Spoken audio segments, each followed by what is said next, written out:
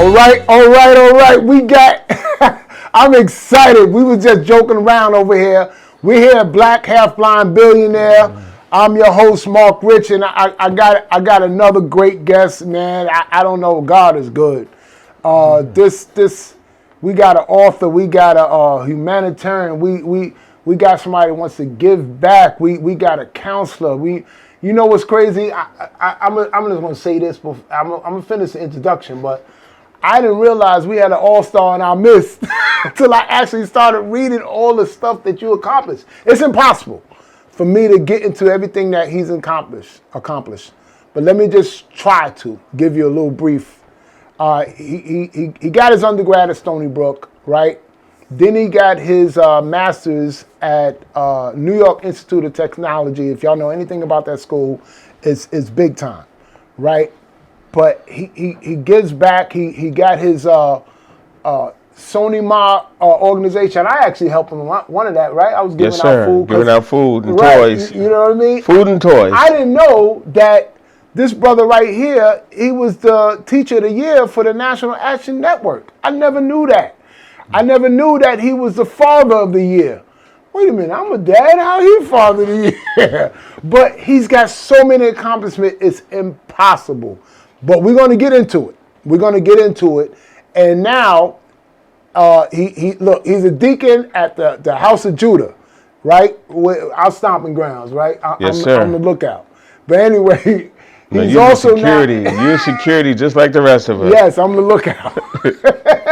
But he's also the author of the book, From Roosevelt to the Hamptons, the War on Both Sides, and more importantly than all of that, him and his wife are the parents of two beautiful twins, Grace, and his name is Keith Jr., but I call him Favor.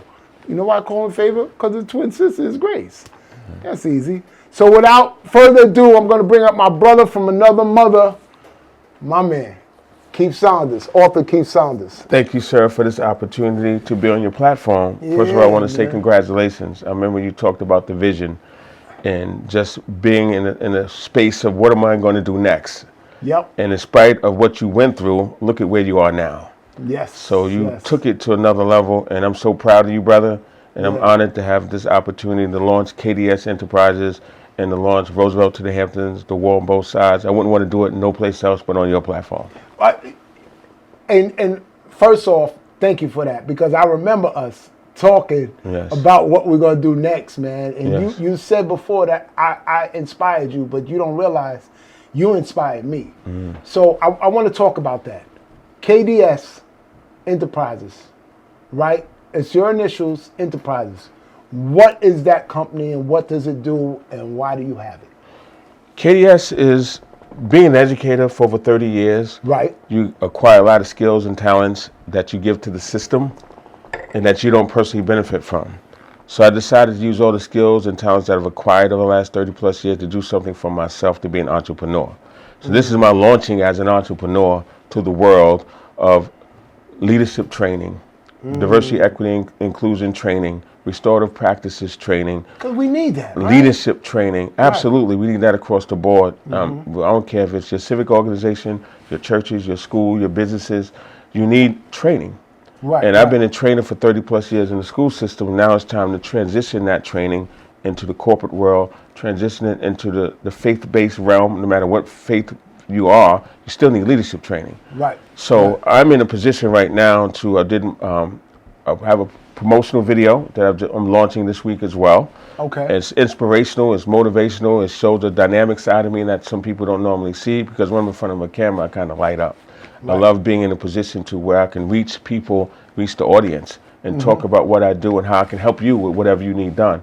So the motivation was to be an entrepreneur. From talking to you when we're doing our security and all the different businesses that you have with the car rentals and the other side hustles that you have, it's inspirational because I don't want my children to see me only as a W4 employee. I want them to see me as an entrepreneur, because I don't want to be stuck on a 30-year rat race to get a pension where you could be in control of your own destiny. So my goal is to show Grace and Favor, Grace and Keith, what it looks like to also have a job, but also to have a vision and a plan for yourself. Right. Okay. So I love that you said that because, I retired from Verizon doing 31 years. But I've always did the other businesses on the side because I knew you need more than one stream of income. Correct? Absolutely. So I'm right with you on that one. But okay, the reason why I wanted to ask you this is because you have this company where you're teaching people how to train them as far as More effective leaders. Help me out on that. Define that because that's so broad. Help me out on that. So I just go to the YouTube channel and I click on, I see Black Half Blind Billionaire, and I got this brother Keith Saunders up here, author Keith Saunders, and he said he's going to help people be leaders. What does that mean? That means I will come and do an assessment of your business, put together a plan of action, do some workshops and trainings based upon your individual needs. Because it's not generic. It's based upon the needs of the consumer. Okay. So in that realm, that's only one level. I do motivational speaking. So if you need somebody for your convocation, for your graduation, for your keynote, right, I'm available to do that as well. Yeah, I seen one of them on YouTube. That was nice. Man. And if you need somebody to come to your church to give a word, because I'm a deacon, I do that as well. So I'm very versed in the different platforms.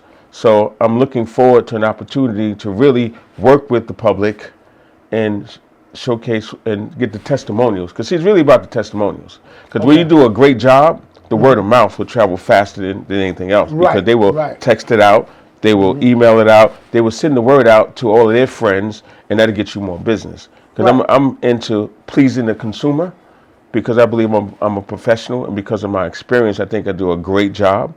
And the testimonials verify that because they're independent, they're not paid. Right. It's honest, it's pure. When you watch my promotional video, you'll see testimonials from people that are not from my demographic, that I reached and that I touched. And they were That's right. You're right. very articulate in their expression about the impact that I had on their lives during the presentation. So that's what it's about, positive impact. All right. Let's talk about that, because it's funny you should say that, because, I started this podcast. I don't know what podcast we're in now. It's doing very well, and I'm happy about the feedback I get. Yes. Whether it's positive or negative. I got a cousin that told me in the first episode I was going and I said that's part of speech also, where you sound like more natural. But he didn't realize what I meant. But then when I looked at it, I said, yeah, he's right. I could bring that down. And then I had another young lady tell me, well, the podcast you did before looked like you was in the bathroom. And I take it on the chin, but I love that you said that you want to hear the testimonies, you want to hear the feedback, right? Because it's constructive. Tool, right? It's constructive, and it helps you grow. It helps your brand grow. Right. Okay, so let's have a little fun with my brother right here, because y'all don't understand. This is my brother right here. All right. He's 6'5" and he thinks he's better than me in ball. All right, never mind. No, I don't think I'm better. I know I'm better. All right. So now, look. All right, I want to ask you something, because we're gonna get into it. We're gonna get into the book from Roosevelt to the Hamptons, the war on both sides. Oh, by the way, guys, I didn't announce this. He is the new principal of Roosevelt High School. Let's give it up. Roosevelt High School, Nassau County. Yes, we coming August 4th. County in New York. There it August 4th, we coming to make change. There it is. Okay, I want to get into something else. Yes, sir. This is a question I ask a lot of people, and they give me great answers, and that's why I love to give it to a lot of people. We all have our strengths and weaknesses. As you can tell, I love to talk. That's my strength. My weakness is I love to talk. Sometimes it's good to shut up. Yes. What's your strength and weakness? What's Keith Saunders' strengths and weaknesses? My strength is the ability to connect with anybody on any level. My weakness is my facial expression sometimes doesn't change. So people can't really read me, whether I'm Right, happy right. or sad or in between. But when they get to know me, they realize that my heart is pure and I want the best for everybody that I come in contact with. And they realize that I'm a great motivator, from being an athlete and being a quarterback and a pitcher and a center on the basketball team and being in leadership positions all my life, Right, being in right. leadership positions throughout college.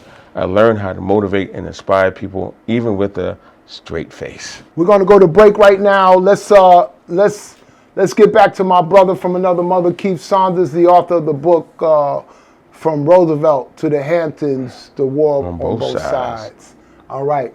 We'll see you in about 5. I'm happy to announce the launching of KDS Enterprises and Consulting.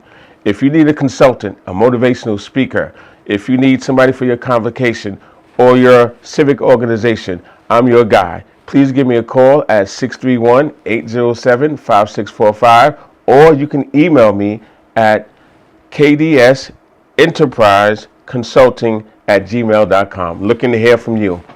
All right. We're back at Black Half Blind Billionaire. We're having a ball with my brother over here, the author, Keith Saunders. You got so many titles. That's what I want to ask you.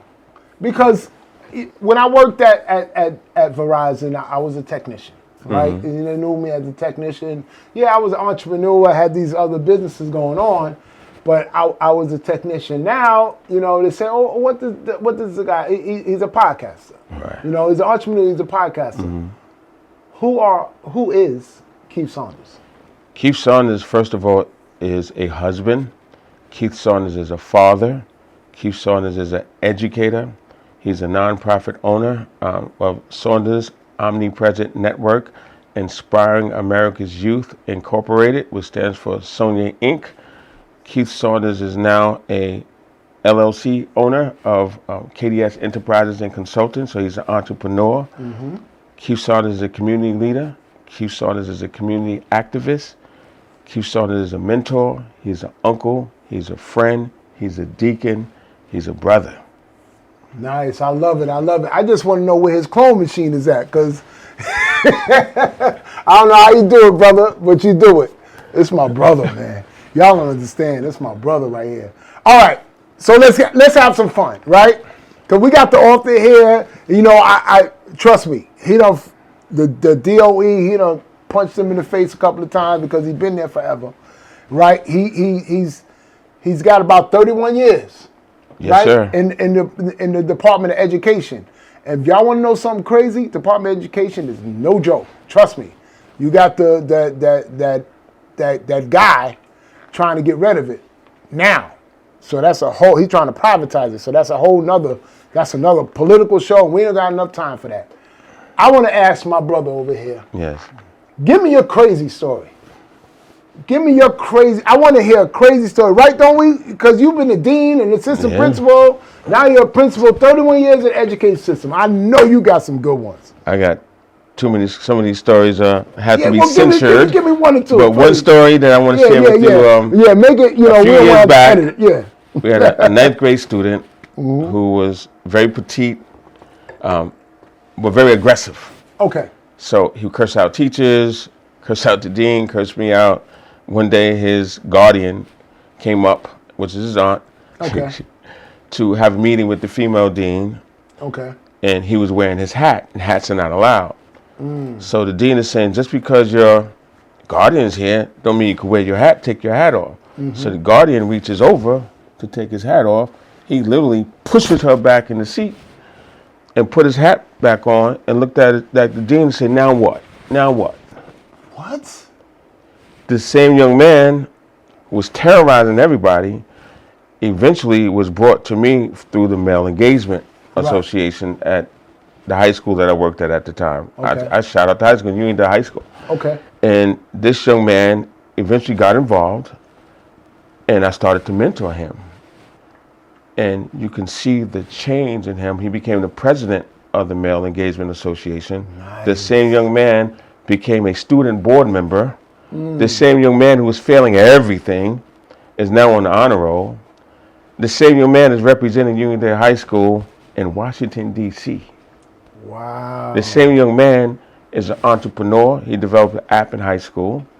Same young man developed another app because he had a package stolen off his porch, the find a finder. This same young man graduated from CW Post College. This same young man is excelling in life. What did it though? He didn't have any male role models. So by him connecting with me and me putting him in a position of leadership, because he was a natural leader, but all for the wrong reasons. Right. Putting him in a position to be successful, he wasn't accustomed to speaking to people in large arenas. We brought in Dr. Steve Perry. Okay. He was the moderator for Steve Perry. Right. We brought in the Central Park Five. Guess what? He was the moderator for the Central Park Five, excuse me, the Exonerated Five. The Exonerated Five, so that's right. He was the moderator for that. This is a young man who didn't speak in front of people. This is a young man who was very disrespectful to his guardian, very disrespectful to everybody that he came into contact with. And by him working with me, and now he started working with my brother Dawsonville once he graduated high school, Right. with the art of writing. I think it's the writing Haitian organization, and he started doing missionary work in Haiti.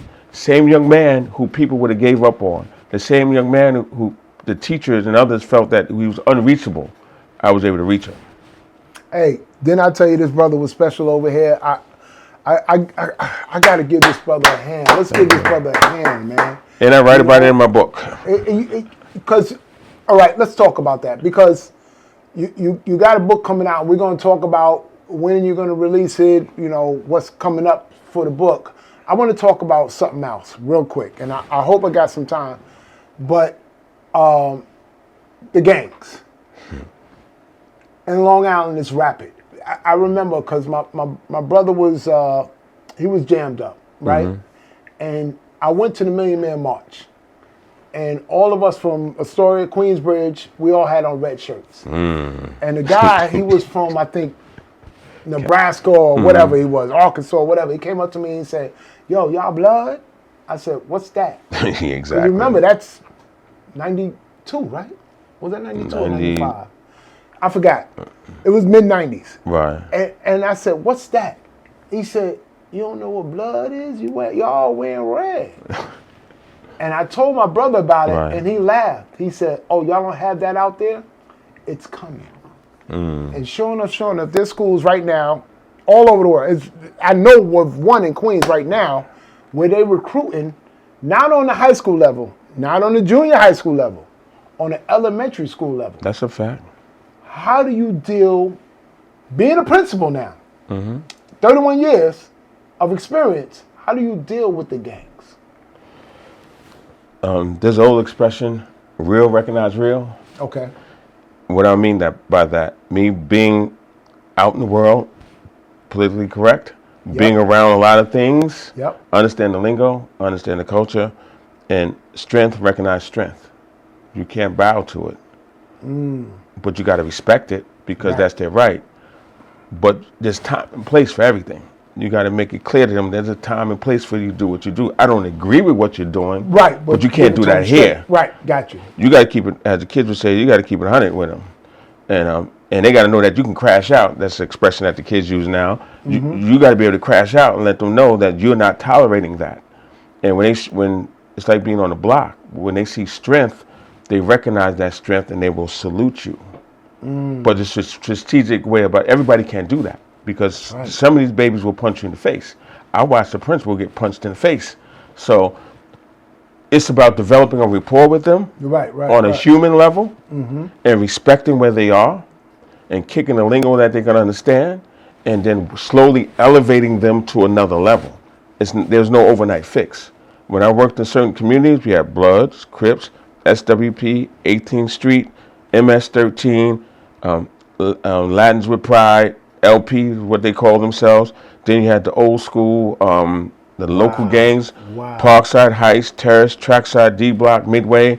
So you had all these different fractions in the same building for the first time because in the community that I worked in, those respective areas had their separate elementary schools. And they were all funneled into one middle school. So now they coming in clicked up already. Yeah. And some of them are so bad, you have what they call Braveheart, which is a gang that was on the Heights, local gang. which was affiliated with the Bloods because of Tupac. Right, right. And then you had the Drive, what they call D Block, because of the rap group D Block. Right. So all these little fractions caused major tension. And we had a situation one day during lunch on the football field where half the field was Latinos. You really don't think about it because I'm over there playing football with the kids, and the kids are playing soccer and jumping ropes. So you're not even thinking about it. Football happened to go on that side of the field. And one of the kids told one of the black kids, which I heard him, this is the Latin side. You can't come over here. I said, what? You can't come over there? Wow. Excuse me? This is the middle school. This is for everybody. That's what I'm talking So I said, what do I have to do to really reach these kids? So one of the security guards, my man Goris, give you a shout out. Solid dude, Latino, Dominican, fluent in Spanish. We decided to pull in the one group with some Spanish-speaking teachers and find out what is the issue, what can we do for you guys to have peace? Brought in the other side. What is the issue, what can we do for you guys to have peace? Nice. You know what they had in common? Soccer. Soccer is what they had in common. So I said, what if me and my man Goris play soccer with you after school and you compete there instead of hurting each other outside of school? And it worked. Nice. I was the goalie, didn't know what I was doing. I knew I could block shots, so I was like, okay, let me get out there and run around and do what I got to do. Gloves, right? That's it. And we had peace for that time period. Because I took the time out to listen to them, understand what their needs were at that time, and to bridge the gap for peace. And then it lasted longer than while they was with me. But when you start an initiative like that and they leave and go to the high school, it has to be continued by somebody that's there. And when it's not continued by somebody that's there, they revert back to the same type of behaviors. So it has to be a level of consistency. Same thing with the black groups. I would recruit them and try to get them into something positive. I started a basketball program. After school on Fridays. Shout out to Mr. Chandler. We used to play ball with them. And Gary Rush, we used to play ball with them on Fridays. Okay. And this was after school. And we started a program in the mornings before school. Before we had an attendance problem. Nobody would come to school on time. Now you got soccer and jump rope and basketball in the mornings. All of a sudden, kids were coming to school on time. So it's about taking the time out to find the need. Right. You know, because we can be here for hours, guys, and we're gonna wrap it because I want to get to what your next move is. But I love what you said, and you said a lot. But the first thing you said is what resonated. Real recognize real. I told you this brother was special, guys. Real quick, the book. Yes, sir. Let's talk about that because we're getting ready to wrap it up. Like I said, we could be here for hours. The book, From Roosevelt to the Hamptons, The War on Both Sides. Let's talk about the book, when it's going to be released, when's your book signing, when you're looking to do the book signing, and what's next. Well, this is our pre-launch. The book should be officially released and available on Amazon and Barnes & Nobles by August 4th. I'm strategically launching on my first day. August 4th. As a principal of Roosevelt High School, I want to launch the book simultaneously. So the book chronicles my life growing up in Roosevelt, which is a middle-class community. When I was growing up, it was predominantly white. Okay. I'm born in 1970, so I'm growing up on the backs of the Black Power movement, Civil Rights movement. So we're growing up with a level of consciousness in the community at the time. We had black-owned businesses. Across the street from me lived a veterinarian. Across the street from me, most of the houses had in-ground pools. That's the kind of community I grew up in. Yep. But that's the mindset that you see, the visual. But the underbelly of it, it was very grimy. Growing up there, it was like gladiator school because you had to fight every day almost. Right. And you had this thing called snapping, where you disrespect one another, and the dozens, or cutting, or whatever's going on. We had snapping. Then we had played this game called snatch, where if you're eating something, they snatch it out of your hand. Left hand, left. So all the stuff is like, okay, we got this beautiful community, but the mindset was still ghetto. Yep. And which was like, that's one of the reasons why I decided to become an educator. So I chronicle that journey from being young and in a community that was thriving at one point, then was decimated by crack. And that experience of living through that, the zombie life. I remember the 80s. Yeah. And then transitioning into education and seeing the after effect of how crack impacted families. I write about that as well. And then the war on both sides is like we're fighting a war against a system that never did anything for us, a system that had Jim Crow, a system that had slavery, a system that had Plessy versus Ferguson, a system that had Dred Scott. Dred Scott decision, which you have no rights we deem to respect. A system that has the Constitution with the 13th Amendment saying that you can still be enslaved. A system by all of this. So we're fighting that system. Then we're also fighting the Willie Lynch syndrome, which is the mindset of conditioning you as a slave after a certain period of all need to study, right? After a period of time. After a period of time, you're programmed to attack each other. We call it crabs in a barrel, but a crab is only trying to get out for survival. We're not crabs in a barrel. We are conditioned to dislike one another. Willie Lynch system. The Willie Lynch syndrome, they say it's fictional, but after 300 years, it has some truth to it. So we're fighting against a system that don't like you. We're fighting against some Caucasians that don't like you. Then because of our programming, we're fighting against each other. So that's the war on both sides. That's right. And when you work in education and you work in a predominantly white district, they look at you as a DEI hire. They look at you as an affirmative action hire. They realize that you're here because you're qualified. You have the same degrees that they have, but they still look like you don't belong. But then when you work in the black community, I'll never forget my first day teaching in Roosevelt. Way back when I was a student teacher, came to school with a shirt and tie and my briefcase, and kids asked me, "Why are you wearing your church clothes?" Because they couldn't identify a certain tie outside of church. Right, and we're gonna wrap it up, but I love that you said that because. And also one last thing with our conditioning, our people look at black educators as sellouts. Because if you hold them accountable, you got to be a sellout because you're not letting me do what I want to do. But see, and like I said, we could be here for hours, as y'all can see. The thing about us that gets under my skin, I was listening to this guy. He's a pastor. I don't want to say his name, but he said, now is not the time for black people to be at each other. It's not. Now is not the time. We have to know, like, that's not the time. But we can stay on this subject forever, but it's so true that it starts early, and I want to thank you because, like I said, we could be here forever, and we're not going to be here forever. But I want to thank you. The people online want to thank you for not just talking a good talk, but walking a good walk. Thank you. You know, putting out the books, being an educator, being a motivator. Because I know a lot of those things you do, you're doing for free. Oh, absolutely. Not anymore, but yes. Not anymore. Look, but you understand what I'm saying? Yeah, but, 30 years plus and free. What I mean by that is, and I get it. It's not wholly to brag about what you did for free. I get that part. But we've always been, and I think everybody, right, has that type of thing where they got that humanitarian in them where they want to do more. Yes, absolutely. For everybody. But you've done it. And I want to give it to you, brother. I love you, brother. And I love you, family. The best is yet to come. We're just getting started. There it is. The author, the humanitarian, the good brother, Keith Saunders. Let's give it up for him, guys. Hey guys, we could talk forever, and as you can see, every now and then, not every now and then, all the time, I got somebody that's just smarter than me, and you can tell. But again, I want to thank this brother for blessing this podcast with his intellect, his jewels, his knowledge, and his time. And again, I want to say, like always, to be continued. I love y'all. Peace. Peace.